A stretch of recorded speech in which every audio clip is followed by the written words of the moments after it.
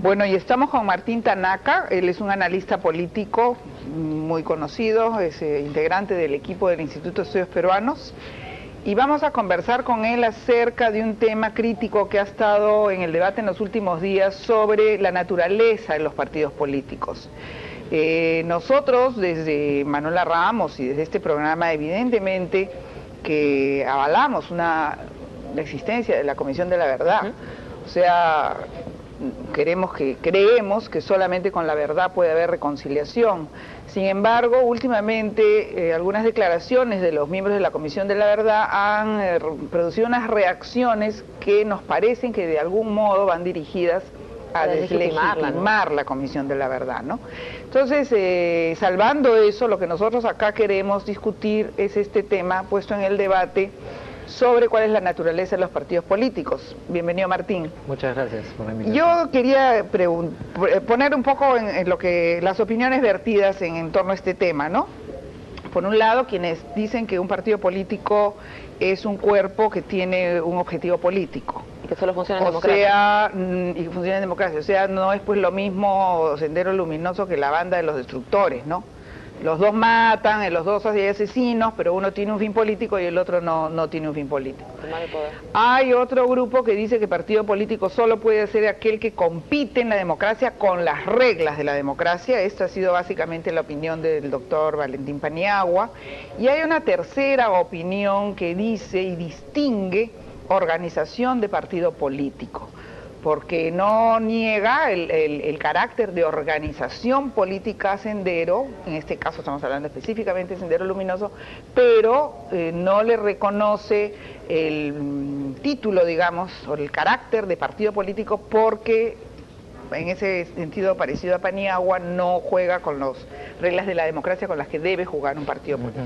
Sentadas estas tres opiniones, ¿tú qué opinas? Bueno, yo creo que lo principal es no quedarse en una discusión sobre etiquetas, ¿no? ¿Y qué implica, no? Creo que es eso, o sea, pongámonos de acuerdo sobre el contenido de lo que estamos hablando y después veamos qué etiqueta le ponemos. ¿Qué nombre quieres llamarle? Exacto, pero lo importante es el contenido del asunto, ¿no? Y entonces eso es uno de un lado. Y del otro lado creo pues que como no es una discusión en el fondo sobre etiquetas, porque esa es una discusión pues formalista, depende cómo defina uno para ver si eso no es, lo que sí es preocupante es que esto sea una especie de pretexto, digámoslo así, para enlodar el trabajo de la comisión, hacer escándalo, problematizar todo ese asunto, porque hay intereses que apuntan a que la comisión no siga. Exacto, a bloquear el trabajo de la comisión, deslegitimarla, etcétera, ¿no? Entonces, retomando, hablando del contenido, que es una organización, sí, que persigue objetivos políticos, quiere tomar el poder, por supuesto, que utiliza métodos terroristas, criminales, también por supuesto, ¿no? Entonces, si estamos de acuerdo en eso, ya la otra discusión me parece que es realmente absurda, ¿no? Es que nos parece importante hacer un poco de pedagogía también. Tú sabes que toda la dimensión política en este país está pésima, la gente confunde planos, la moral, la religión, la política, una galleta generalizada. Exacto. Y no solamente en la población, ni qué decirle a muchos miembros de la prensa, y aún los propios políticos. Sí. Entonces, nos parece importante un poco ver qué dice la teoría política, qué relación existe entre partido y democracia, ese tipo de cosas, ya, ¿no? Desde ese punto de vista, estrictamente desde la teoría política, por supuesto que Sendero Luminoso es un partido antisistema, es un partido que busca la destrucción del sistema, es un partido que está en contra de la democracia. Que juega con otras reglas. ¿Verdad? Juega con otras reglas, que quiere implantar un orden totalitario, autoritario, que utiliza métodos terroristas, sí, pero entonces es un partido que está fuera del sistema. En la teoría política se les llama pues partidos antisistemas o desleales, ¿no es cierto? Si es que ustedes van a, qué sé yo, al libro de partidos políticos de Juan Linz o de Giovanni Sartori, ustedes encontrarán partidos antisistema, ¿no es cierto? Entonces, los partidos que utilizan métodos terroristas están pues comprendidos ahí, ¿no es cierto? Pero a mí me parece también un poco que estas declaraciones de los comisionados creo que han sido llevadas también a esa posición, además de querer deslegitimar el trabajo de la comisión, porque también, o sea, reconocerle o atribuirle a Sendero Luminoso que sea un partido político, que tenga una ideología, implica también que los otros partidos que están en el sistema tienen obligación de pelear en ese espacio ideológico, tienen que hacer algo, ¿no? Por eso bien Carlos Tapia decía, pues, esos no son los retacos o los injertos, los meto presos a todos o los mato si ustedes quieren, no, y después no. Digamos, yo no estoy tomando posición, simplemente estoy comentando comentarios. Los desaparezco y se acabó el problema. No, Sendero es distinto, no se acabó el problema porque hay una cuestión ideológica. Entonces, quienes tienen que pelear en el plano ideológico son los partidos políticos, que están además en crisis de representación y venidos a menos, ¿no? Entonces, así es. Bueno, pero Sendero sí es cierto que en un momento, digamos, tuvo una presencia fuerte en el debate ideológico, sobre todo cuando estaba infiltrado en las organizaciones populares, ¿no? Pero ahora el debate ideológico del propio Sendero ha desaparecido, o sea, ahora es la acción militar y punto. Sí, sí, en ese sentido ha habido como una especie de involución, ¿no? Sí, eso es correcto, ¿no? Pero lo que decía Jenny me parece que es muy importante porque apunta a que el combate al terrorismo tiene que darse pues en el terreno militar, policial y también en el terreno político. Y justamente una de las graves carencias que tuvo la estrategia antisubversiva durante los años 80 es descuidar ese aspecto.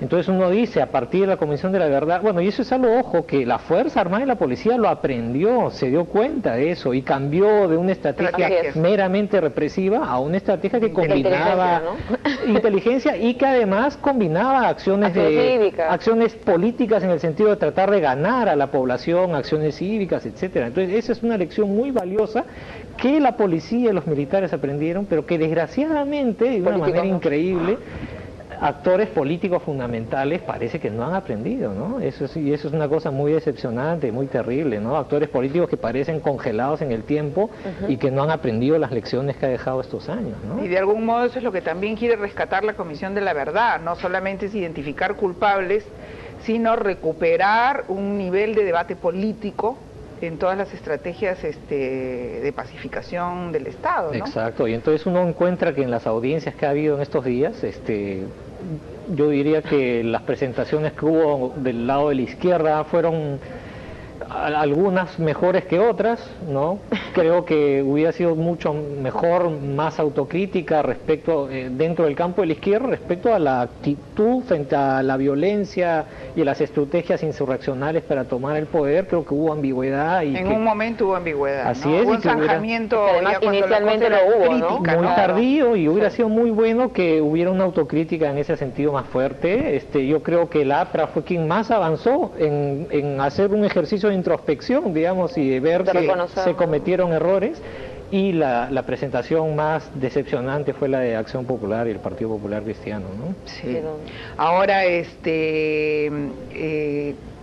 ¿tú crees que el informe de la Comisión de la Verdad, que va a salir de todas maneras, va a ser un instrumento también de movilización de opinión política a nivel general, clases medias, sectores populares, que para que empiecen a darse cuenta cuando estamos frente a un fenómeno político, uno técnico, uno jurídico, o sea, un poco de preparar a la gente para vivir en democracia con unos conocimientos políticos básicos? ¿Crees que puede producir también ese efecto? Una propuesta educativa. Sí, yo creo que va a tener un impacto definitivamente. Creo también que ese informe se va a dar pues en el contexto político y social que tenemos, ¿no? Marcado por esta despolitización y todos estos problemas que señalas, ¿no?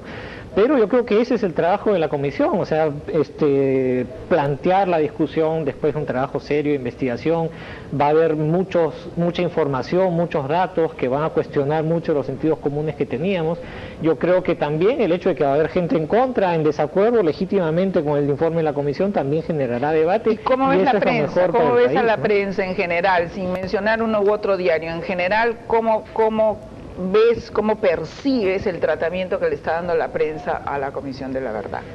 Porque ese es el medio a través de que la gente se entera, ¿no? Así es. Creo pues que desgraciadamente no ha tenido toda la repercusión que debió haber tenido. Y una de las cosas que más se ha estado señalando, por ejemplo, últimamente como datos interesantes, dramáticos que plantea la comisión, es el hecho de que 70-75% de las de los fallecidos en los conflictos han sido quechohablantes, que han estado abrumadoramente concentrados en las poblaciones más pobres.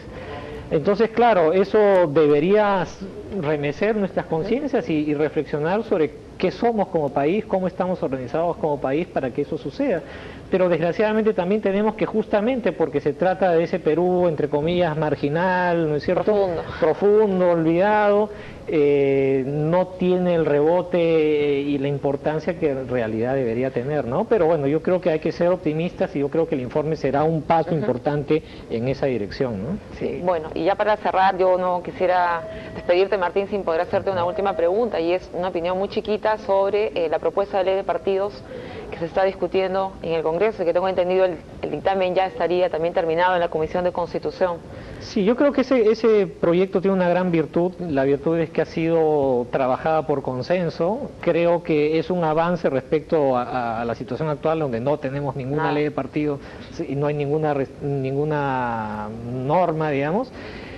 Pero creo que otra vez es un paso solamente, ¿no? Creo que esto debería llevarnos a una discusión más a fondo sobre el sistema electoral en general, sobre la organización del Congreso, en donde entonces la ley de partidos es solamente una pieza dentro de una rompecabezas más grande, ¿no? Ahí hay una especie de trampa, pues, ¿no? Porque es lo que la frase famosa de Otorongo no come Otorongo.